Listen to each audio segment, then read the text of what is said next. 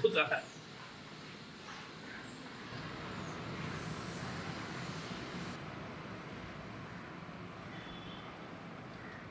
Master రండి రండి sir, లోపలికి రండి.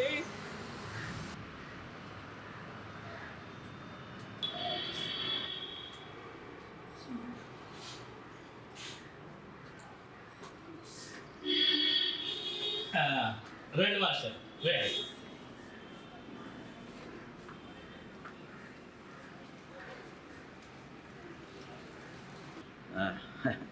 చెప్పండి. అవును, మీ ఆవిడ గారు ఊళ్ళో లేనట్టున్నారు. అవునండి. అవును, ఏమిటి ఏదైనా విశేషమా? నా తలకాయ ఈ వయసులో విశేషం ఉంటుందండి. పుట్టింటి వాళ్ళు కామేశ్వర వ్రతం చేసుకుంటున్నారట, అందుకని వెళ్ళింది. అవును, మీ ఆవిడ గారు కూడా ఇంట్లో ఉన్నట్లేరే. తను వాళ్ళ పుట్టింట్లో పసుపు కుంకుమను ఉంటే వెళ్ళు.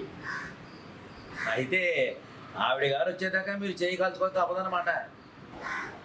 అవునవును, మీ ఆవిడ గారు వచ్చేదాకా తమరు కూడా చెయ్యి కాల్చుకోక తప్పదన్నమాట. నా మాట నాకే అప్పచెప్పారుగా. మరే అంచేత ఈ రోజు నుండి మీరు మా ఇంట్లోనే ఉండి భోజనాదులు కావించి ఆఫీస్కి వెళ్ళి వస్తూ ఉండండి. ఏమంటారు మాస్టర్? అయ్యో, మీకెందుకండి శ్రమ? నా తంటాలేమో పడతానులేండి. శ్రమ కాదు మాస్టర్, ఈ వయసులో ఒంటరిగా ఉండడం మంచిది కాదు.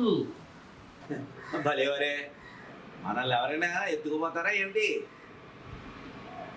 ఎత్తుకుపోతే ఆ ఎత్తుకుపోయిన వాడే భరిస్తాడు. కానీ మీ దుడ్డుంది చూశారు? చూశాను.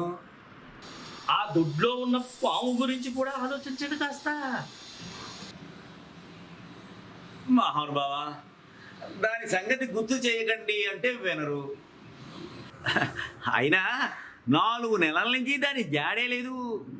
ఈ పాటికి వెళ్ళిపోయే ఉంటుంది ఎక్కడికో. అదే పొరపాటు మాస్టారు. జాతి పాములు ఓ పట్టాన అలా వెళ్ళిపోవు. చాలా కాలంగా అద్దెకు ఉన్న వాళ్లను ఖాళీ చేయించినంత కష్టం అవి వెళ్ళడం అంటే. అది కాక అది ఒంటరిగా ఉందన్న గ్యారెంటీ కూడా లేదు. అంటే ఇప్పటికే దానికి ఒక తోడు ఏర్పాటు చేసుకుని ఉంటుందని నా అనుమానం. మీ అనుమానం అన్నమానెలా? ఒకదానికే భయపడి వస్తుంటే దానికి తోడు కూడా చేర్చారా మహాశయ? ఇక ఒకదానికి తోడు దొరికితే ఊరికే ఉంటాయా? ఈ పాటికి అవి పిల్లల్ని పెట్టే ఉంటాయి. పైగా 4 నెలల నుండి దాని జాడే లేదంటున్నారు. అది గుడ్లు పెట్టేందుకు తీసుకునే సమయం కూడా 3-4 నెలల కాలమేనే. అంచేత అది ఈ పాటికి గుడ్లను పెట్టే ఉంటుంది. అది కూడా తొందరలోనే పిల్లలు అవుతాయి. ఇక మీకు ఇంట్లో మనవాళ్ళు మనవరాళ్ళు లేరనే బెంగ అవసరమే లేదు. చక్కగా సాయంత్రం వాటితో ఆడుకుంటూ పాడుకుంటూ నాదస్వరం ఊదుకుంటూ కాలక్షేపం చేసేయచ్చు. నాదస్వరం ఊదడం ఏమిటి? పాములతో కాలక్షేపం చేయడం ఏంటండి? అయినా మా ఆవిడ వచ్చిన తర్వాత కూడా ఆ ఇంట్లోనే పడి ఏడవాలి కదా. మాస్టర్, ఆడవాళ్ల కాళ్లకు ఉండే మెట్టెలు లేదా గజ్జల శబ్దానికి అవి దూరంగా వెళ్తాయిలేండి.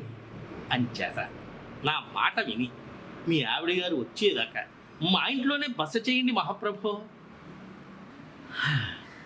మురళీకృష్ణ గారు, లేనిపోను భయాలు పెట్టి ఎలాగో అలాగా మొత్తానికి మీ దారిలోకి తెచ్చుకునే మీ ప్రజ్ఞాపాఠవాలు ఉన్నాయి చూశారు, వాటికి ఒక పెద్ద నమస్కారం. అయితే నేను వెళ్ళి పడుకోవడానికి ముందు వేసుకునే మాత్రలు అవి తెచ్చుకుని వస్తానండి. నేను కనిపెట్టి ఉంటానండి. ఏమిటి మీరు కనిపెట్టుకుని ఉండేది? అదే, నిద్రకి ఉపక్రమించే ముందు మీరు మందు వేసుకున్నారా లేదా? రాత్రి నిద్ర సరిగా పడుతుందా లేదా? నిద్ర మధ్యలో పీడకలలేమన్నా వస్తున్నాయా?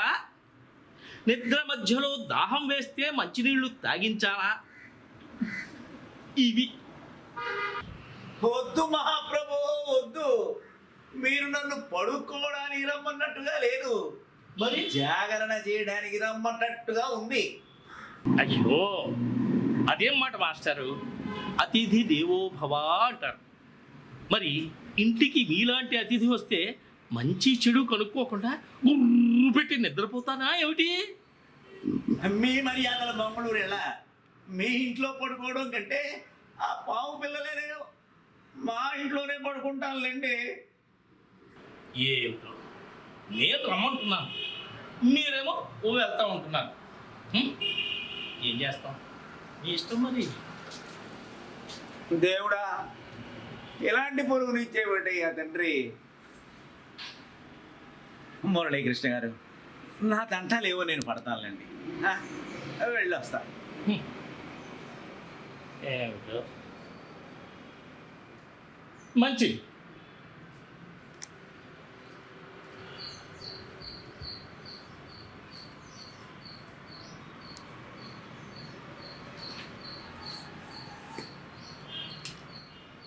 మంచిది.